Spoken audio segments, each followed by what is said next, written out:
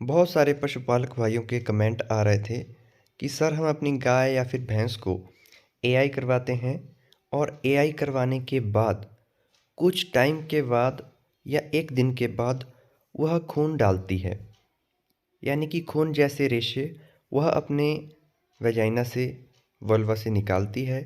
तो वह क्या कंडीशन होती है? और जब इस तरह की कंडीशन आपकी गाय भैंस में होती है तो काफ़ी सारे पशुपालक भाई चिंतित हो जाते हैं कि ऐसी कंडीशन में हमें क्या करना चाहिए। क्या हमारा पशु गाभिन ठहरेगा या नहीं ठहरेगा? क्या यूट्रस में कोई इन्फेक्शन तो नहीं हो गया है? या जो पशुपालक भाई ने किसी चिकित्सक को बुलाया है एआई करवाने के लिए, तो क्या उसने सही तरीके से कृत्रिम गर्भाधान नहीं किया है? तो इन सभी सवालों के जवाब आज इस वीडियो में हम आपको देने वाले हैं। तो अगर आप चैनल पर नए हैं तो चैनल को सब्सक्राइब कर लो, इस वीडियो को लाइक और शेयर कर लो, और किसी भी तरह का डाउट रहता है तो कमेंट सेक्शन में कमेंट कर लो। तो फर्स्ट ऑफ ऑल हम बात करते हैं कि ये जो ब्लड आता है, यानी कि ये जो खून आता है, ये आखिर किस वजह से आता है? तो अगर नॉर्मल कंडीशन है तो यह गाय और भैंस में एआई के बाद खून छोड़ने की एक आम प्रक्रिया होती है। तो आपको कभी भी घबराने की ज़रूरत नहीं है। अगर आपका पशु एआई करवाने के बाद खून छोड़ता है, खून के तांते छोड़ता है, तो आपको घबराना नहीं है। यह एक नॉर्मल प्रक्रिया है। इसमें क्या होता है कि जब पशु हीट में आता है तो उस टाइम पर पशु का जो ईस्ट्रोजन हार्मोन होता है, ठीक है, ईस्ट्रोजन हार्मोन का जो लेवल होता है वो हाई रहता है।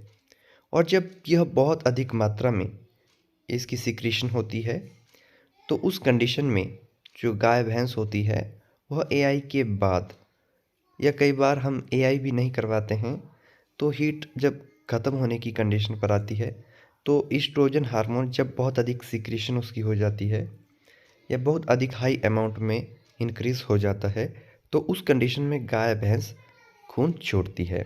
ये कंडीशन जब आप एआई करवाते हैं उस समय भी हो सकती है, एआई के बाद भी हो सकती है, और अगर आप एआई नहीं भी करवाते हैं तब भी पशु इस तरह की स्थिति में हो सकता है।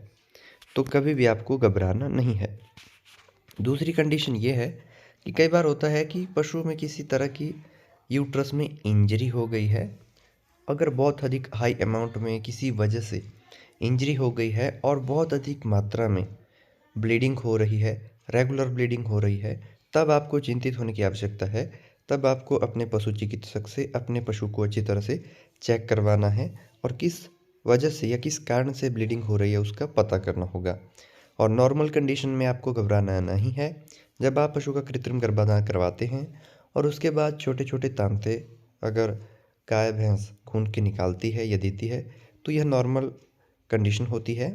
जो यूट्रस की ब्लड वेसल्स होती हैं उसमें से ब्लड आता है जो कि वेजाइना या वल्वा के रास्ते बाहर आता है। तो इस बात का आपको ध्यान रखना है। और यह जो समस्या होती है यह ज़्यादातर जो हमारी हीफर्स होती हैं, यानी कि फर्स्ट बार जो जिनमें कृत्रिम गर्भाधान करवाते हैं उनमें, और गाय में ये समस्या सबसे ज़्यादा देखने को मिलती है। इसके अलावा भैंसों में ये जो दिक्कत होती है ये बहुत ही कम देखने को मिलती है।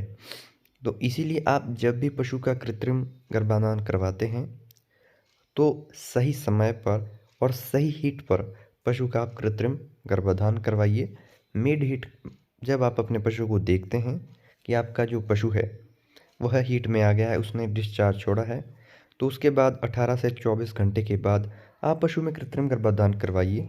सही समय पर अगर आप एआई करवाते हैं, सही डिस्चार्ज होता है, अच्छी सीमन की क्वालिटी होती है, तो आपका पशु के गाभिन होने के चांसेस इंक्रीज़ हो जाएंगे, बढ़ जाएंगे।